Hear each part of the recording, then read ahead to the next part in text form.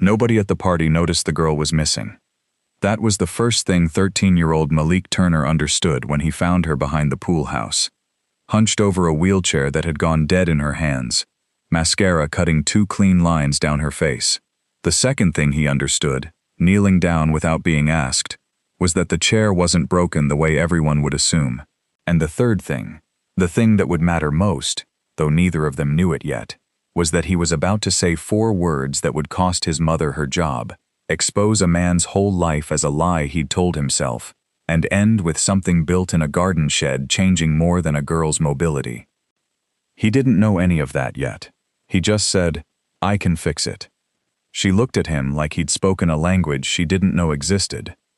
Saturdays belonged to Brambleworth Estates. Malik's mother, Denise Turner, had cleaned houses there for 6 years, 3 days a week, 4 houses on rotation, the Ashford place the biggest and the best paying of them, the one that let her keep the lights on, and the one she couldn't afford to lose. Not with what was still owed on the funeral, not with the shop lease her father-in-law's old landlord kept threatening to raise. Malik came along on Saturdays because there was no one to leave him with since his grandfather died 14 months ago, and because Denise liked having him where she could see him, even if where she could see him meant a service porch with a fold-out table and strict instructions.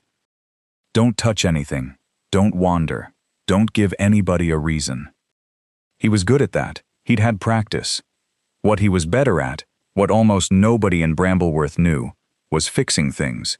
By 13, he'd rebuilt 6 bicycles from parts other kids threw away, gotten a dead lawnmower running with a wire coat hanger and a Saturday afternoon, and taken apart the Turner's own washing machine twice, once by accident, once on purpose, just to see if he could put it back together better than the manual said to.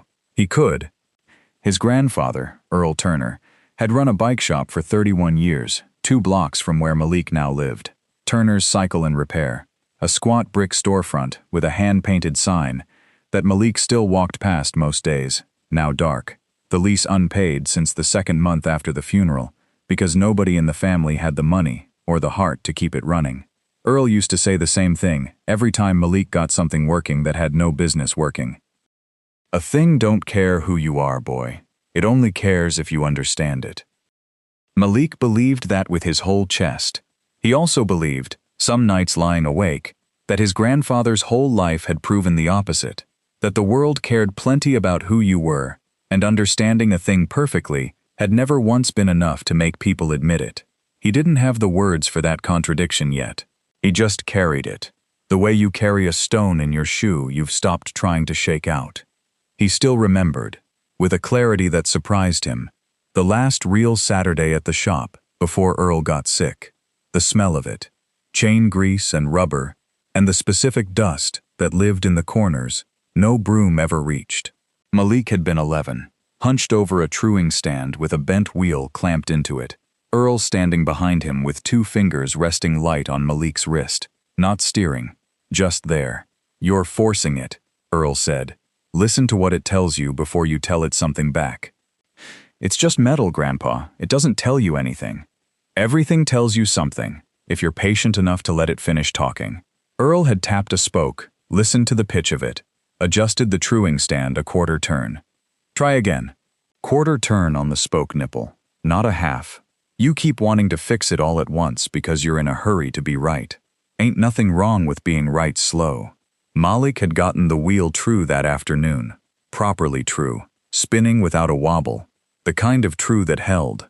Earl had clapped him once on the shoulder, hard and brief, the closest thing to a parade Earl Turner ever threw for anybody. "Man comes in Monday, thinks I fixed this myself," Earl said. "Let him think it. Don't matter who gets the credit in this room. Matters that the wheel's true." He'd paused then, looking at something Malik couldn't see, some private ledger of his own. "Outside this room, though, you make sure your name's on your own work, boy. I let people write me out of things too many times, because I told myself the work mattered more than my name on it. Wheel don't care whose name's on the invoice. World does.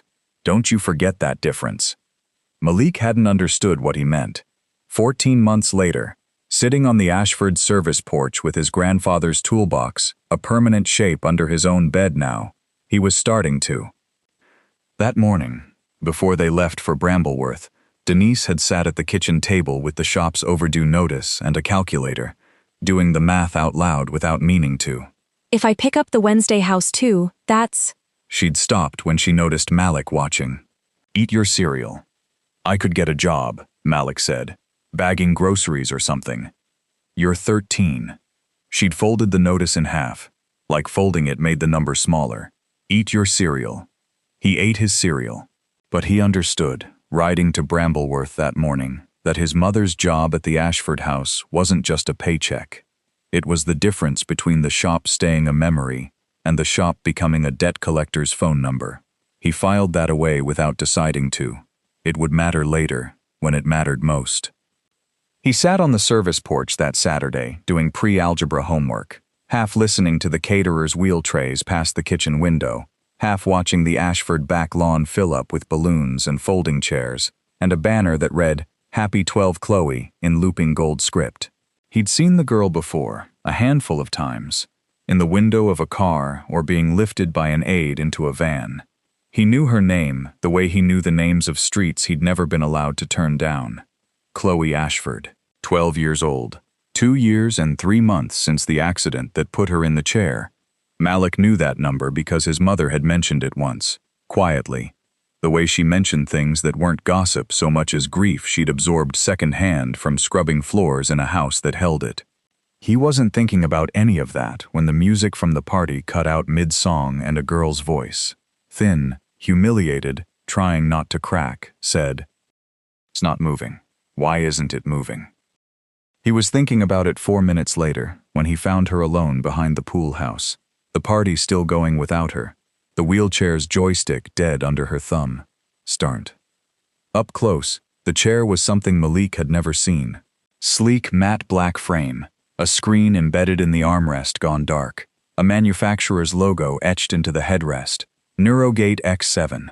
It looked less like a wheelchair and more like something that belonged in a magazine about the future, which was, Malik would later understand, exactly the problem.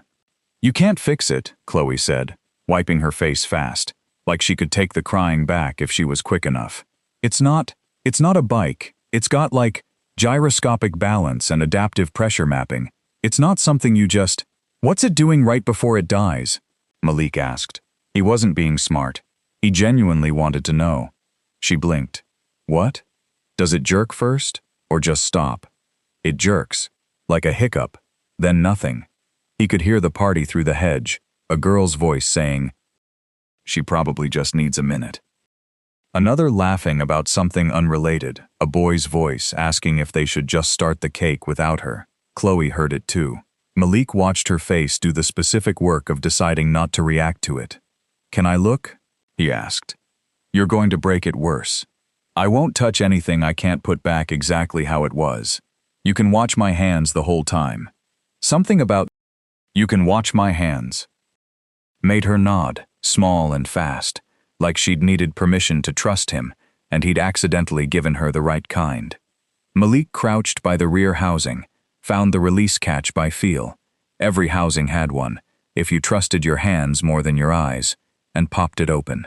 Chloe made a small, alarmed sound, glanced toward the party like she expected someone to come running and stop him, but no one came.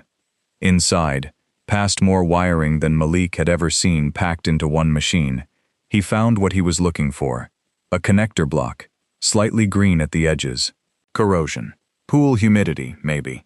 Or the sprinkler system, seeping in over months through a seam that was never sealed quite right. "There's your hiccup," he said, and pointed. "This little plug right here. It's not getting full contact. It's not broken. It's just not talking to itself right." "How do you know that?" "I don't, for sure." He was honest about that. "But it's what I'd check first." He didn't have Grandfather Earl's whole toolbox, just the small zip pouch he carried in his backpack out of habit, the way some kids carried gum. A folding multi-tool. He worked the connector free, blew the corrosion loose, dry-fit it back into place at a slightly different angle to force clean contact, and closed the housing. "Try it now." Chloe stared at him for a second too long before she touched the joystick. The chair hummed back to life. She didn't say thank you. She didn't say anything. She just sat there, with her hand shaking slightly on the controller, looking at Malik like he'd done something closer to a magic trick than a repair. "You're not supposed to be back here," she said finally. Not unkind, just factual, the way rich kids sometimes stated the architecture of their own world without noticing it was a cage. "Neither were you, apparently," Malik said, nodding at the empty space where the party wasn't. For 1 second, she almost laughed.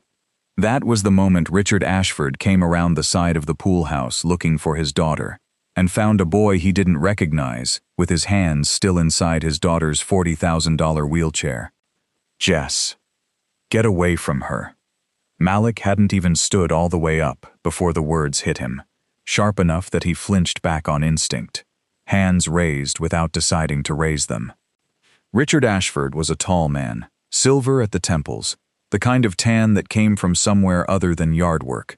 He crossed the space between them in 4 strides and put himself bodily between Malik and his daughter, like Malik was a stray dog that had wandered too close.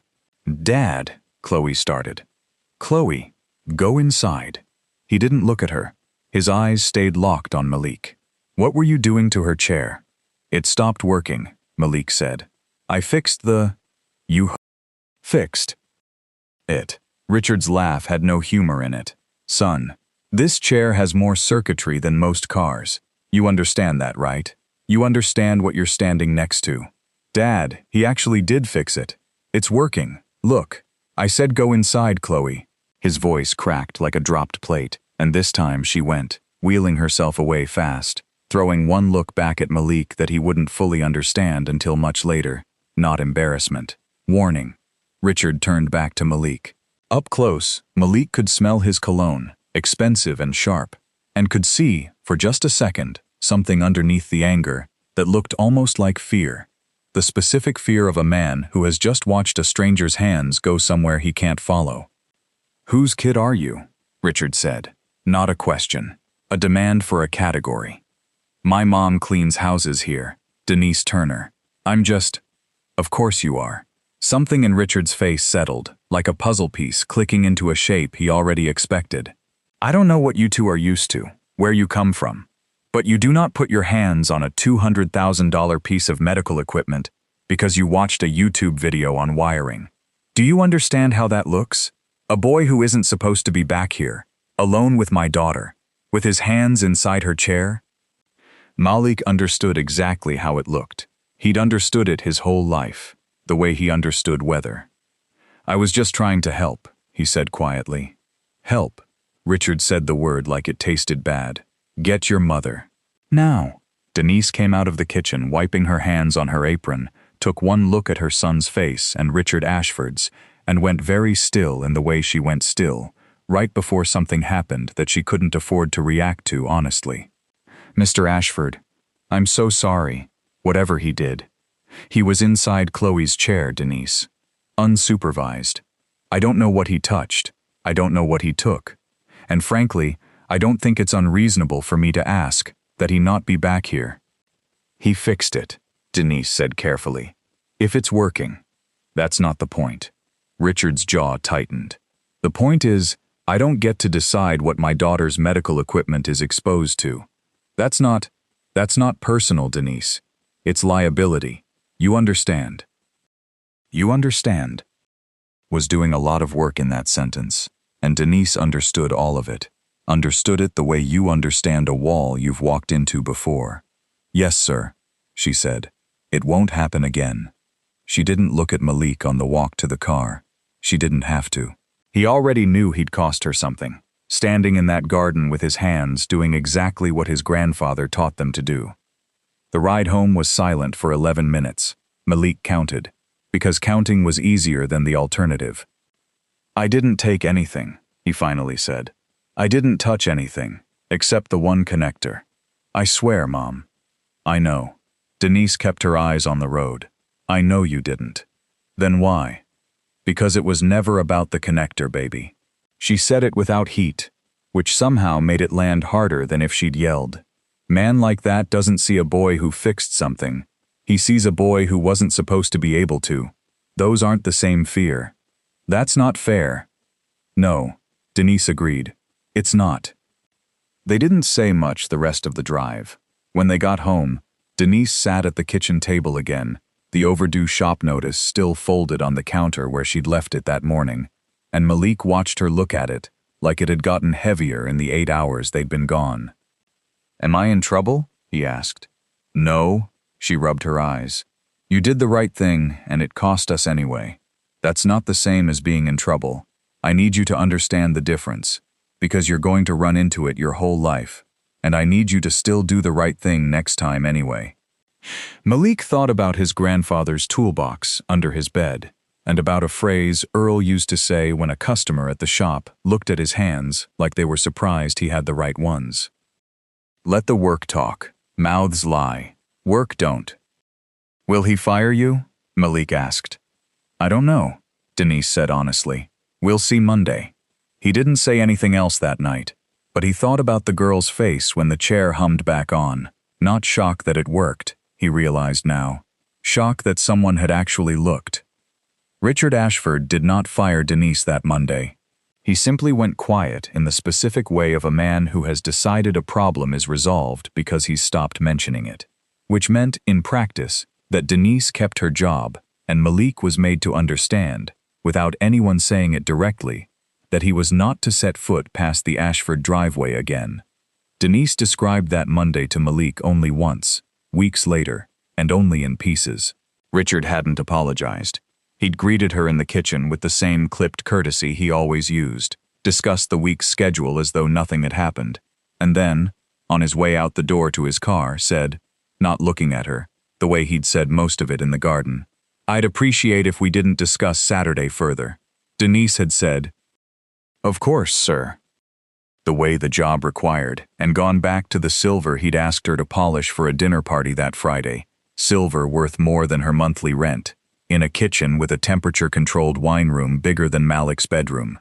She'd told Malik she polished every piece slower than she needed to that day, not out of spite, just because it gave her hands something honest to do, while the rest of her sat with what had happened.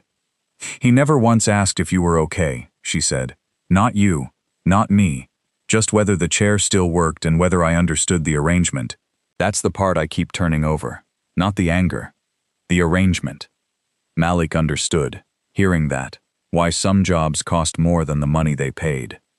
3 days later, a note came home in Denise's apron pocket, folded into a small, tight square, addressed in looping handwriting. "The boy who fixed my chair." It broke again, twice. The company sent a new one.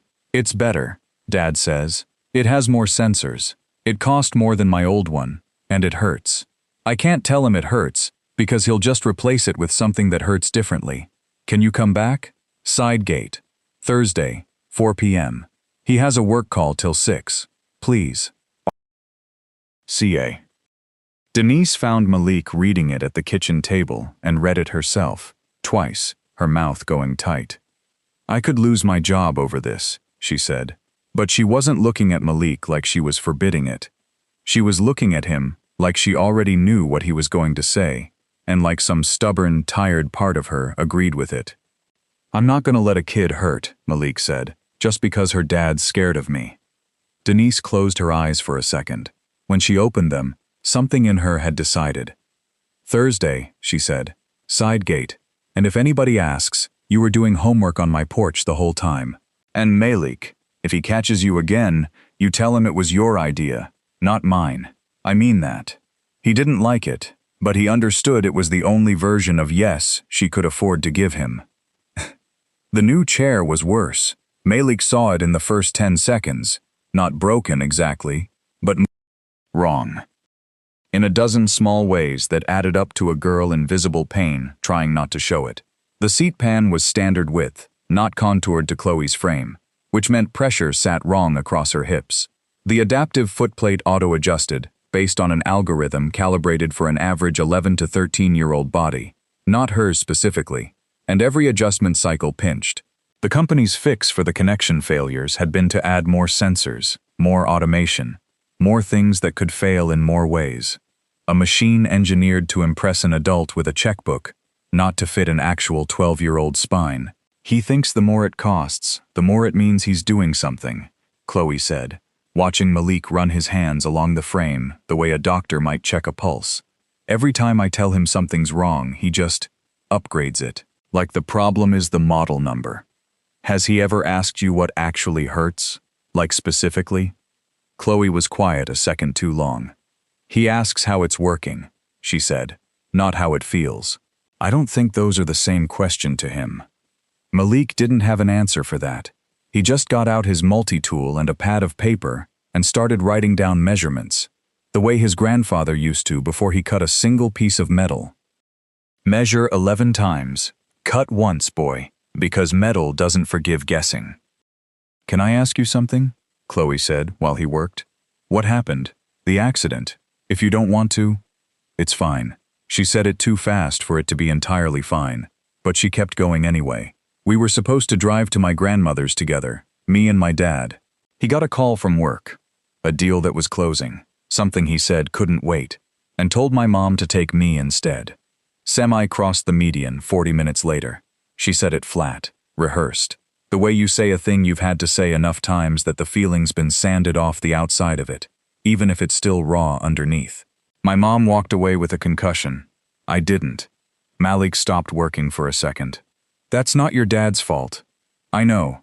Chloe looked down at her hands. But I think he's decided it is.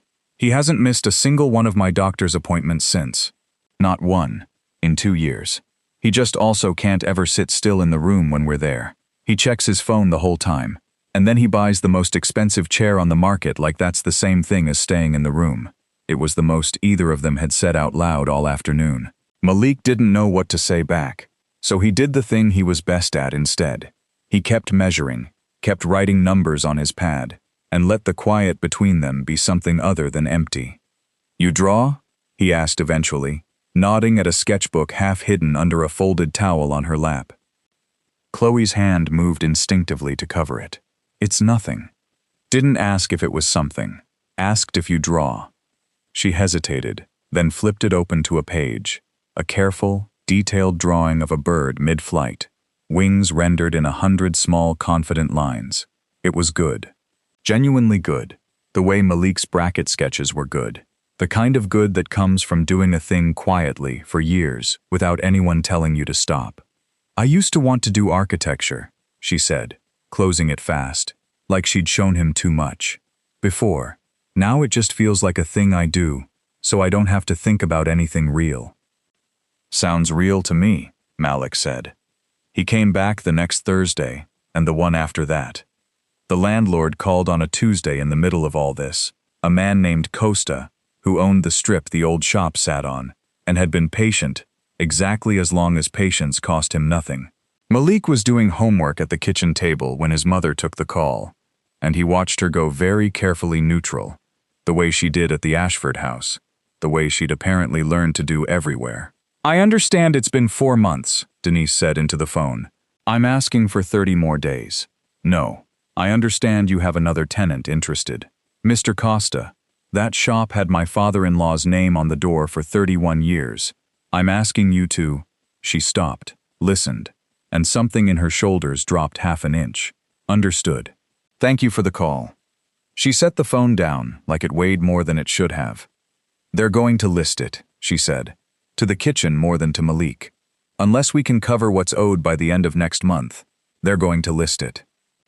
Malik thought about the $400 in Earl's old drawer, kept for 30 years as a reminder rather than spent as relief, and understood for the first time that his grandfather's whole life had been a series of decisions about which griefs to spend and which to keep. He didn't say anything that night, but he started, quietly, keeping a second notebook next to the one where he tracked Chloe's measurements.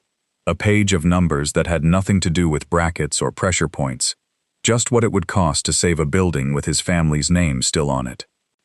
Son. What Malik didn't know, what nobody in Brambleworth or Miller's Row had told him, because grief doesn't always come with the whole story attached, was that his grandfather Earl had once designed something too. He found it by accident, on a night his mother had asked him to sort through a box of Earl's old shop papers she'd never had the heart to throw out, looking for the original deed in case the landlord followed through on his threat to sell the lot out from under the debt. Between receipts and a coffee-stained parts catalog was a manila folder, brittle at the folds, labeled in Earl's blocky handwriting, Caster Assembly, Patent Correspondence, 1988. Inside were technical drawings, a wheel bracket design, hand-inked, precise, and 3 letters. One from a bicycle manufacturer expressing interest in licensing the bracket for a children's model. One acknowledging receipt of Earl's design for consideration. And one, dated 8 months later, informing Earl Turner that the company had moved in a different design direction and enclosing a check for $400 for his consultation. The children's bike that shipped 2 years later used a bracket nearly identical to Earl's drawing. Malik knew, because he found the catalog page stapled behind the letters. Earl had kept it, the way you keep a wound you've decided not to reopen out loud, but can't quite throw away either. Malik brought the folder to his mother, who looked at it for a long time under the kitchen light before she spoke. "He never told you that story?" she asked. "No? He didn't tell most people. I only know because your grandmother told me, years back.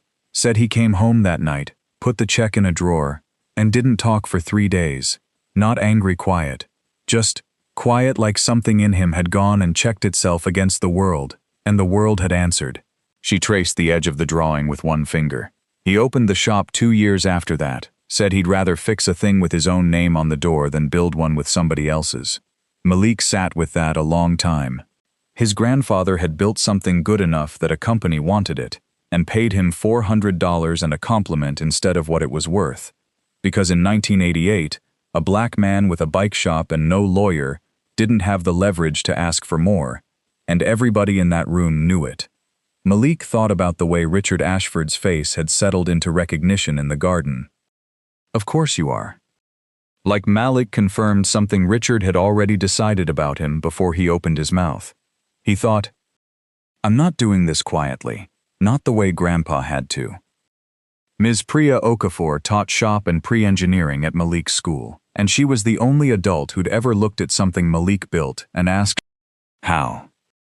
instead of, "Why him?"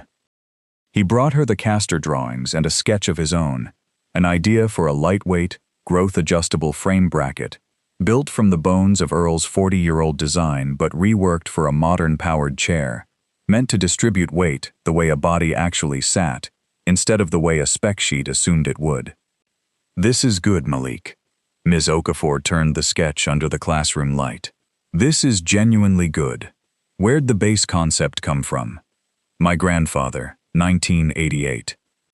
Something moved across her face, respect, and something sharper underneath it. "The Regional Young Innovators Showcase is in 5 weeks. Entries close Friday. I think you should build this and enter it." "I don't have parts for a full prototype. I don't have money for. I have a small equity stipend for exactly this. Students who need material support to compete on an even footing. It's not a lot, but it's something. And I have a shop that's open till 6 every day if you want it. The only thing I can't give you is the idea. You already had that." There was one other student who wanted the stipend that year, a boy named Trevor Ames, building a solar tracking panel with his father, who owned an actual engineering firm downtown and had already fronted Trevor $200 in parts. Ms. Okafor split the fund fairly, which meant Malik got less than he'd hoped, and would have to make up the rest in scrap and patience. He didn't complain. Scrap and patience were things he already knew how to work with. "I want to build it for somebody specific," he told her. "Not just a showcase, a real person who actually needs it." Miss Okafor smiled, like that was exactly the right answer. "Then let's build it right." For 5 weeks, Malik's life ran on 2 tracks that weren't supposed to touch. Thursdays at the Ashford side gate, quietly documenting exactly where Chloe's chair failed her body, and every other afternoon in Miss Okafor's shop, cutting, fitting, and recutting a bracket assembly that kept almost working and then teaching him, piece by piece, why it didn't. The first full prototype failed on a Tuesday, loudly, in front of Trevor Ames and 2 other students who'd stayed late to watch. Malik had welded the bracket joint at what he'd calculated as the correct angle for load distribution, clamped it into the shop's stress test rig, and cranked the simulated weight up past what Chloe's chair would actually need to bear. A safety margin, the way Earl had taught him to always test past the real number. Because the real world never asks permission before it goes past what you planned for. The joint snapped clean at 40% past target load. A chunk of bracket skittered across the shop floor and came to rest against Trevor's shoe. "Guess Grandpa's design wasn't as good as you thought," Trevor said. Not cruel, exactly, just careless. The kind of comment that costs its speaker nothing and costs its target everything. Malik didn't answer. He picked up the broken piece, turned it over, and found the fracture line running exactly where he'd expected stress to concentrate if his math on the weld penetration was off by even a few degrees. "It's not the design," he said, mostly to himself. "It's the weld. I undercut the joint." He stayed 40 extra minutes that day, and every day the rest of that week, relearning to weld a bead deep enough to hold under real load, instead of just deep enough to look finished. Ms. Okafor watched him fail 4 more times before he got it right, and didn't once offer to do it for him. "You know what the difference is between you and half the engineers I've worked with," she said. The day the 5th weld finally held past double the required load. "They get embarrassed when something breaks. You get curious. That's the whole job right there." Malik thought about Trevor's comment for exactly as long as it took him to fix the weld, and then he didn't think about it again. Malik brought it to the shed on a Thursday in the 3rd week. Still rough, unpainted, one bolt slightly mismatched because it was what he had, and fitted it to a spare caster mount Chloe's aide had let him borrow from an old, retired chair in the garage. Chloe watched him work in silence, the specific silence of someone who'd learned not to hope out loud until hoping had proven itself safe. "Try it," Malik said, when the mount was seated. She rolled forward, slow, testing. Then faster, a full loop around the shed, the wheels tracking clean and quiet where the old ones had always caught and jolted at the turn. "It doesn't pinch," she said, like she didn't fully trust the sentence. She did the loop again. "Malik, it doesn't pinch." "It's not finished. It's not rated for full load yet. We still gotta—" "I don't care." She was laughing, or close to it, her hands a little unsteady on the rims. "For one lap around a shed, I don't care. Nothing's felt like this in 2 years." Malik stood there a second, watching her do a 3rd loop just to feel it again, and understood, really understood, in his chest and not just his head, the difference between fixing a machine and building one from scratch for a person you actually knew. It wasn't the same feeling at all. It was better. He learned other things too, in those 5 weeks, that had nothing to do with load ratings. He learned Chloe liked drawing more than she'd ever admitted to her father, and that she'd started, without telling anyone, sketching the bracket alongside him some Thursdays.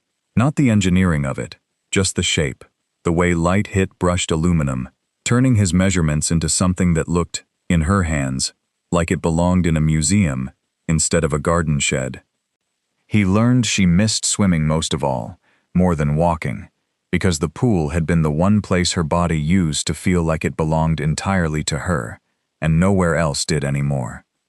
He learned that Richard Ashford wasn't cruel to his own staff, the way people assumed rich men were. He tipped well, remembered birthdays, once drove an aide's car to the shop himself when it broke down. Chloe was careful to say this, like she needed Malik to understand her father wasn't a villain in every scene of his life. Just this one. Just the scene where his daughter's pain didn't come with a warranty he could point to. And Malik learned, without either of them deciding to talk about it directly, that somewhere in those Thursdays they'd stopped being the housekeeper's son and the rich girl, and started being just Malik and Chloe, arguing about which pressure points mattered most, laughing when a prototype bracket fell apart in a way that flung a bolt clean across the garden shed, going quiet together in the specific comfortable way of 2 people who'd each stopped performing for the other. He met Chloe's mother, Anna Ashford, only once in those 5 weeks. She found them in the shed on a Thursday she wasn't supposed to be home, still favoring her left side slightly, 2 years out from the same accident that hadn't touched her the way it had touched her daughter. She didn't yell. She just stood in the doorway a long moment, looking at the bracket in the vise, and the 2 of them bent over it before she spoke. Does it help? She asked Chloe. Really help? Not the polite answer. It really helps, Mom. Anna nodded slowly, like she was filing the answer somewhere specific. Richard doesn't handle the ambulance ride well, she said. Not quite to either of them, not quite explaining. Just setting the fact down where they could see it. He wasn't in the car, but he's still riding in it, every day, 2 years later. I'm not telling you that to excuse him. I'm telling you because somebody should, and he won't. She looked at Malik then, directly. Whatever you're building, finish it. He'll come around slower than he should. He always does. Doesn't mean he won't. She left before Richard came home. She never mentioned the visit to him, and neither did Chloe. But Malik thought about it the rest of that week. The specific loneliness of being the one person in a house who'd decided to say the hard thing out loud, and how much it must have cost her to say it to a stranger's kid instead of her own husband, because her own husband had stopped being able to hear it from her a long time ago. You ever think about what you'd have been if none of this happened to you? Chloe asked him once, late in the 4th week. While he tightened a fitting, she'd insisted on holding steady herself. Like, not the accident. Just, if your grandpa hadn't had to close his shop, if people just believed you the first time. Malik thought about it honestly before he answered. I think I'd be exactly this, he said, just less tired. She laughed, really laughed, for the first time since he'd met her, and for a second, the garden shed didn't feel like a place either of them had to sneak into. Word of the entry got around school faster than Malik expected, mostly because Trevor Ames mentioned it in the lunch line without meaning to be unkind, and unkindness found its own way in behind him anyway. You're really building a wheelchair thing, a boy named Deshaun said, not quite a question, sliding into the seat across from Malik with the specific skepticism of someone who'd decided the answer before he asked. Like, engineering it? You? Yeah. No offense, but what do you know about engineering? You fix bikes. Same thing a bracket is, Malik said. Just smaller, and it has to hold a person instead of a chain. Deshaun didn't look convinced, and for a second, Malik felt the old, familiar weight of having to prove a thing twice, once by doing it, and again by being believed to have done it. He thought about his grandfather's $400 in a drawer, and about letting the work talk, and let it go. 2 weeks later, when the showcase results were posted on the school's front hallway board, Deshaun was one of the first to find Malik's name under second place and say, loud enough for the hallway to hear, "Wait, that was you? For real?" It wasn't quite an apology. Malik decided, same as with Trevor, to let it be enough. He was 3 days from the showcase deadline when Richard Ashford found the garden shed door unlocked and Malik inside it, and a homemade wheelchair bracket clamped in a vise on the workbench. "You've been coming back!" Richard's voice was low in a way that was worse than shouting. "For weeks, behind my back, in my own yard. Dad, it's not what you—" "I am not talking to you right now, Chloe." He hadn't looked away from Malik once. "I told your mother you weren't welcome here. I was clear." "He's been helping me," Chloe said, wheeling herself between them, which made Richard's face do something complicated. Fear, Malik realized again. The same fear from the pool house, dressed up as fury because fury was easier to hold. "The chair you bought hurts, Dad. It's hurt for months. I never told you, because you don't hear it. You just replace things. That. Enough." Richard's hand found his phone. "I am calling your mother, Denise, right now, and I am telling her this is over, and I am seriously considering calling the police, because there is a part missing from my tool shed inventory, and a boy who has no business. I didn't take anything." Malik's voice cracked despite himself. He held up the bracket. "This is mine. I built it. From scratch. It's not yours. It's made in my shed. With tools they're his." Miss Okafor's voice came from the doorway, calm and absolutely certain, because she had, in fact, followed the address Malik gave her when he stopped answering his phone that afternoon. "The tools are school property, on loan, under my supervision, and this young man has spent 5 weeks building a mechanical device that I intend to submit, with him, to the Regional Young Innovators Showcase this Saturday. If you'd like to call someone, Mr. Ashford, I'd suggest you start with me. Richard's certainty flickered. Not gone, but shaken. The way a man's certainty shakes when the story he's telling himself develops a witness he didn't account for. I don't know who you are, he said. But this doesn't concern. It concerns me the moment you threatened to call the police on a 13-year-old for standing in a shed with a teacher's permission and his own tools, Miss Okafor said, still calm, still exact. I'd think carefully about what you say next, and to whom. Richard's jaw worked. He looked at his daughter, at Malik, at the bracket in the vise that he didn't understand and hadn't asked to understand, and landed, the way frightened men often do, on the one thing he still felt sure he controlled. Denise is done here, he said instead, quieter now, retreating to ground he still felt sure of. I want them both off my property. He didn't say it to Malik's face. He said it looking somewhere past him, the way you talk about a decision, rather than to the person it lands on. 2 days later, Denise Turner was let go from the Ashford house. 6 years of work ended with a check and a line about not being the right fit going forward. Malik had never seen his mother cry before. He saw it that week, quiet, in the kitchen, when she thought he was asleep, sitting at the same table, the same overdue notice from the shop still under the sugar bowl where it had lived for a month, doing math that didn't work no matter how she rearranged it. He almost didn't go down. Some part of him understood, standing in the hallway in the dark, that walking into that kitchen meant admitting what he already knew, that helping Chloe had cost his mother something real, and that he didn't have a way to give it back. He went down anyway. I'm sorry, he said, and meant it more than he'd meant almost anything. Denise wiped her face fast, the way Chloe had that first day behind the pool house, like she could take the crying back if she was quick enough. Don't you dare apologize for doing right, she said. I mean that, Malik. I will figure out the money. I have figured out worse. What I won't figure out is a version of you that learned to stop trying, because trying got expensive. Your grandfather tried his whole life, and it never once got cheap for him either. Doesn't mean he was wrong to. I almost want to quit the showcase, Malik admitted. Feels like it costs more than it's worth. Denise looked at him, a long moment. Your grandfather kept that $400 check in a drawer for 30 years, she said. Not because he needed the money, because he needed to remember what it felt like to be right and unpaid for it, so it would never again feel normal. You finish what you started, not for him, for you, so it never gets to feel normal to you either.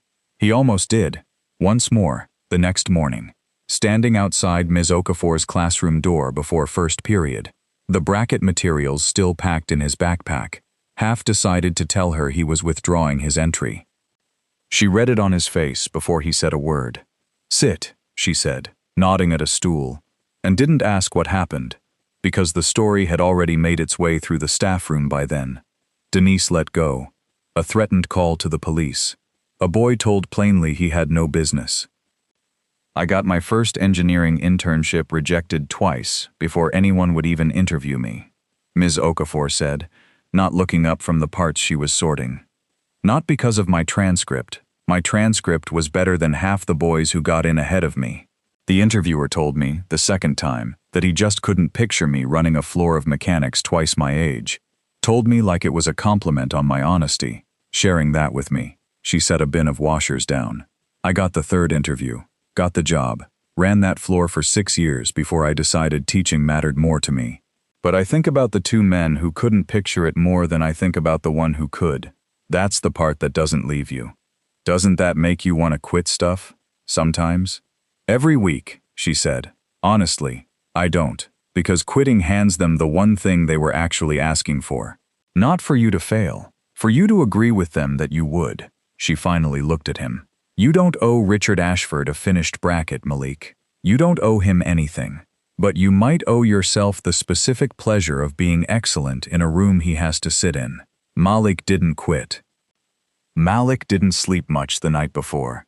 He lay in bed running the bracket's stress numbers in his head, like other kids counted sheep, and when he finally did drift off, he dreamed, oddly, not about the showcase, but about the truing stand.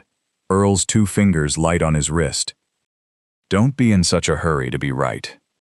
The community college gymnasium smelled like floor wax and nervous energy when Denise dropped him off at 7:30, 2 hours before doors opened to the public. 40 folding tables sat in even rows under fluorescent light, half of them already staffed by kids in matching team polos, with parents fussing over trifold poster boards.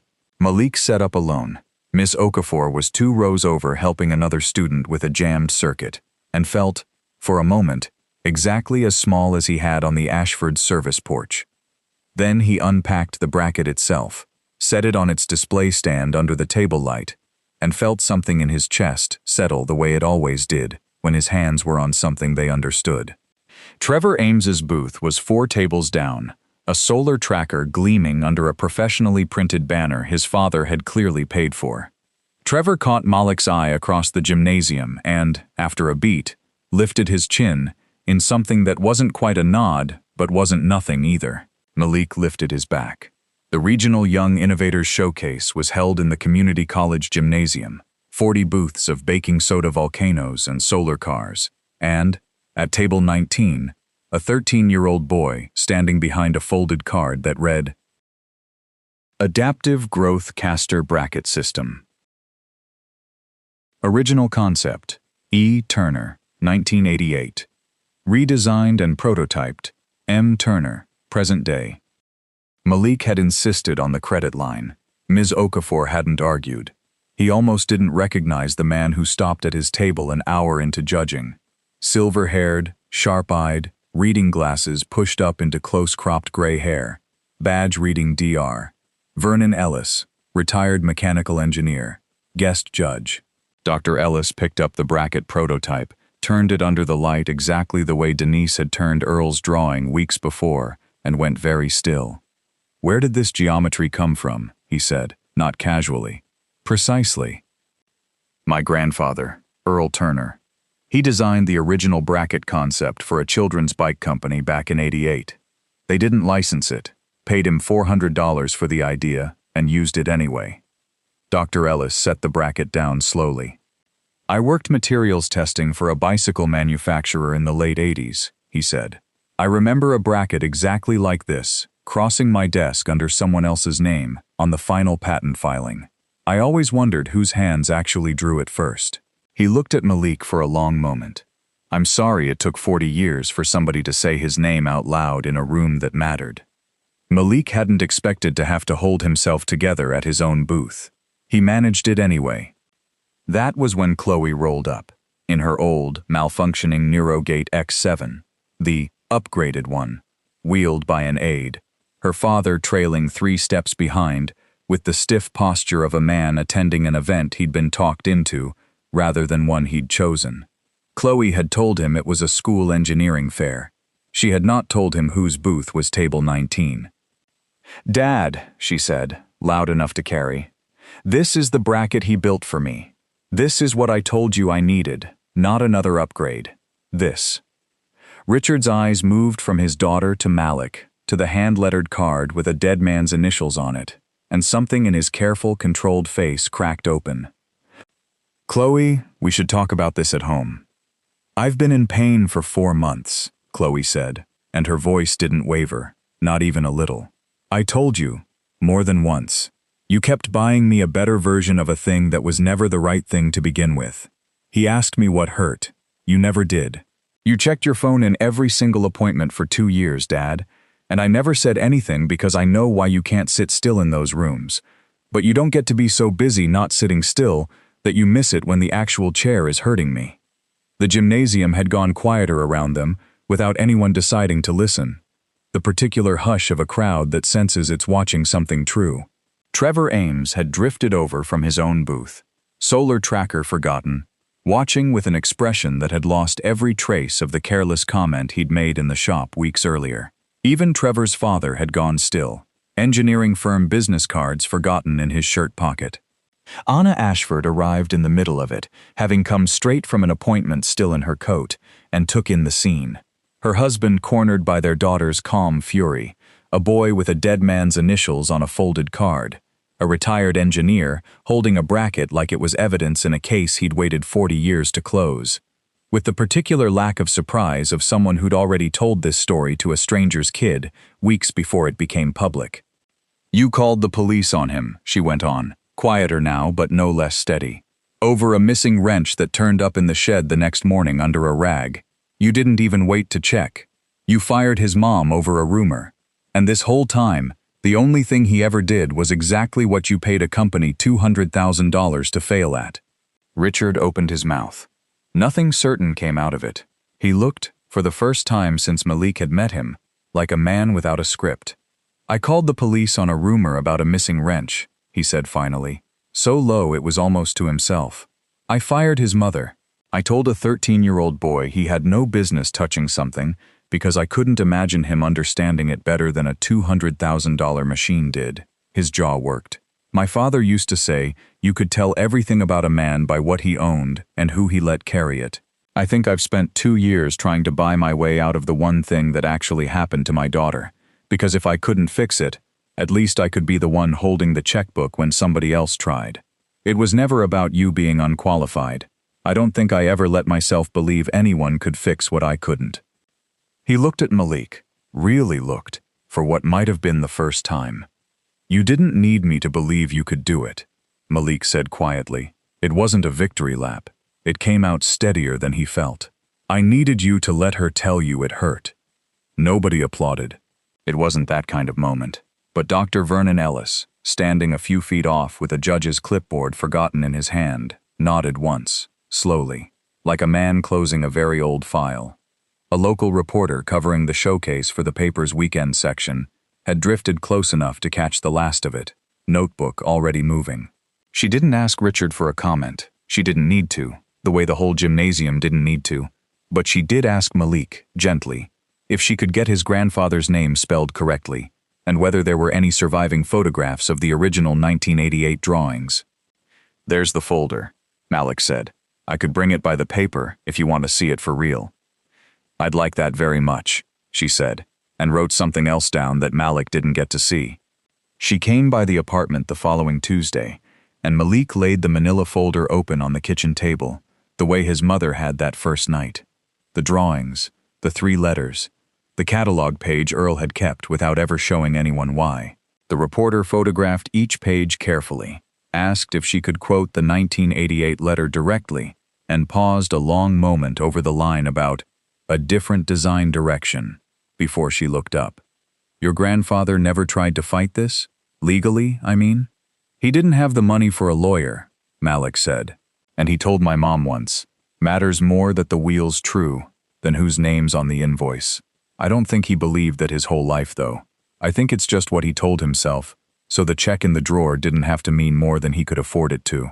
The reporter didn't write that part down right away. She just looked at the folder a while longer, the way people look at something they're deciding how carefully to carry. 3. The consequences, when they came, arrived quietly and mostly off stage, the way real reckonings usually do, without a courtroom or a headline, just a series of small corrections finding their level. Richard Ashford came to the Turners' apartment himself, 3 days after the showcase. No assistant, no phone call first. Just a knock on a door in a neighborhood he'd have once assumed he had no business standing in. Denise answered it with a dish towel still in her hand, and didn't invite him past the threshold. "I owe you an apology I should have made in your kitchen, not mine," he said, standing on the step like a man who'd rehearsed the sentence and still found it hard to get out whole. "I let an assumption cost you 6 years of trust in about 4 minutes, and I let my daughter live in pain for months, because I was more comfortable being generous than being right. I'd like you to come back, not to the old position, as house manager, at whatever rate you tell me is fair, with your Saturdays back, and back pay for the weeks you shouldn't have lost. But I understand if the answer is no." Denise took 2 days to think about it before she said yes, on her terms, which included the raise he'd offered, the Saturdays, and a written apology she asked him to put in an email so she'd have it, in case she ever needed it again. He sent it within the hour, and copied nothing but her own address, no assistant, no lawyer, just his name at the bottom of it. Plainly, the way Malik had learned to put his own name on his own work. Word moved through Brambleworth's homeowners committee the way word always does in a place that small.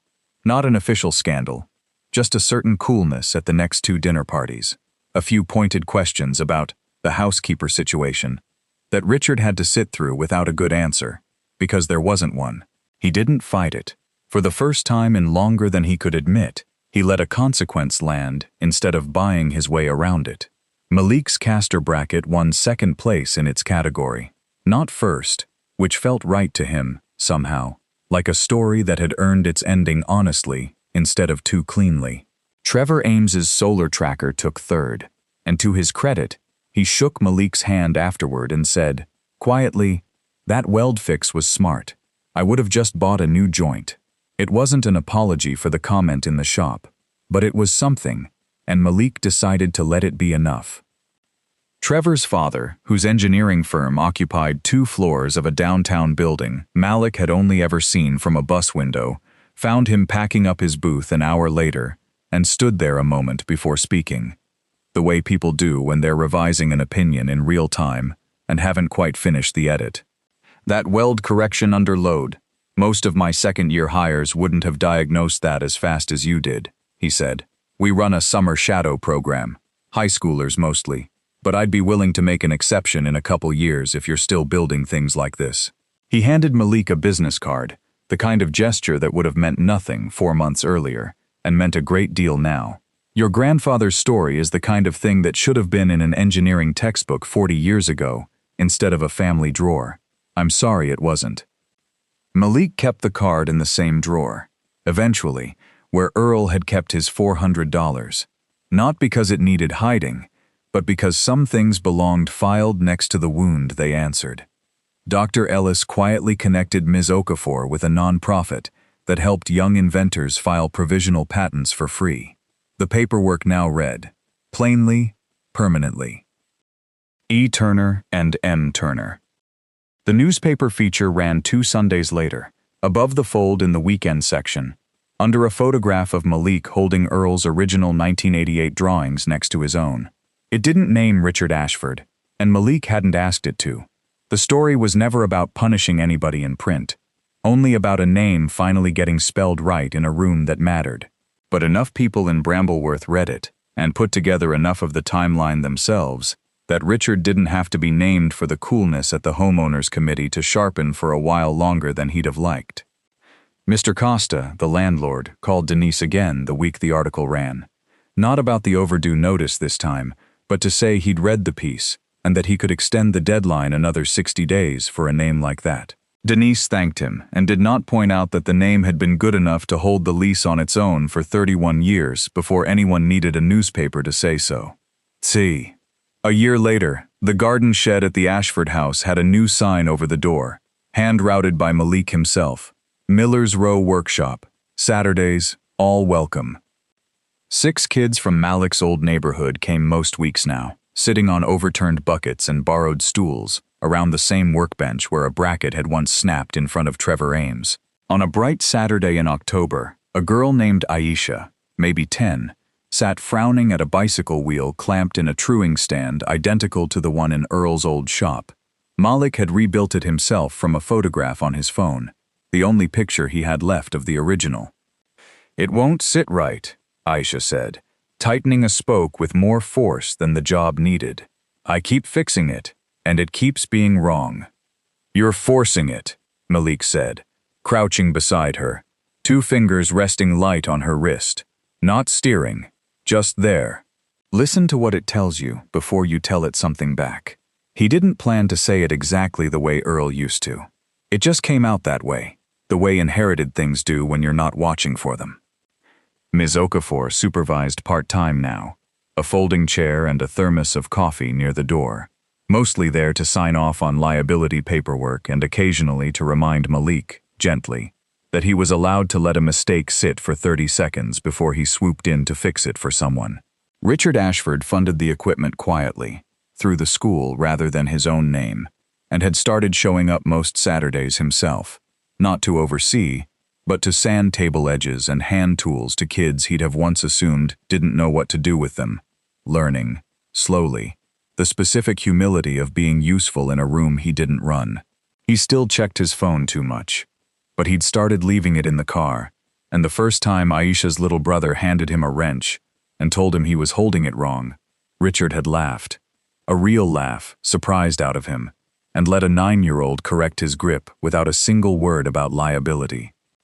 Chloe rolled through the shed doorway most Saturdays in a chair with a familiar caster bracket, version 3 now, adjusted twice already for the 2 inches she'd grown. She'd started sketching her own modifications in a notebook she no longer hid from her father, and had begun, over his quiet and genuine pride, mentioning colleges with strong biomedical engineering programs. That October afternoon, she was helping Aisha's brother wire a small motor, patient in a way that looked borrowed from someone, though she'd have said she came by it honestly enough on her own. "You know you talk just like him now," she told Malik, nodding at Aisha and the truing stand. "The listen to what it tells you thing." "Figured somebody should," Malik said. Before she left that afternoon, Chloe pulled a folded page from her sketchbook and set it on the workbench without much ceremony. The bird from that first Thursday, finished now, wings fully rendered, and beside it, added since, a small precise drawing of a caster bracket, rendered with the same careful attention, the mechanical and the living thing given equal weight on the same page. "You said it sounded real," she said. "The drawing thing. Figured you should have proof I believed you." Malik pinned it to the wall of the shed above the workbench, next to the newspaper clipping, and a photograph of Earl standing in the doorway of the original shop, 1979, arms crossed, unsmiling in the way of a man who'd learned not to perform for cameras. 3 generations of people who'd been told, at some point, that what they built didn't count, all sharing one wall now, in a shed with both their names on the door. Turner's Cycle and Repair reopened that spring, smaller than Earl's original shop, half the floor space, but with the same hand-painted sign restored above the door, and a new line added underneath it in Malik's own careful lettering, EST. 1979. Still fixing things. Denise's raise had covered the back rent. The rest, Malik had done himself, on weekends, with tools that finally, for once, belonged entirely to somebody who'd never have to explain why he knew how to use them. Denise Turner kept a photograph on the refrigerator now, Malik and Chloe at the showcase, second-place ribbon between them, Dr. Ellis's arm around Malik's shoulder, Earl's old toolbox sitting open on the table like it had finally earned its place in the frame. Some evenings, closing up the shed, Malik still thought about the $400 in his grandfather's old drawer, not with anger anymore exactly, but with something closer to a debt he'd decided to keep paying forward instead of settling. Earl Turner never got his name on that patent. He got it, 40 years late, on a workbench sign in a shed where 6 kids a Saturday were learning that a thing doesn't care who you are, it only cares if you understand it, and that the world, slower and clumsier than it should be, can still be made to understand who you are too, if you make it stand in the room long enough to watch you work. Richard Ashford had spent a fortune trying to build his daughter a machine that could carry her. It took a boy with a toolbox to build one that could finally hear her.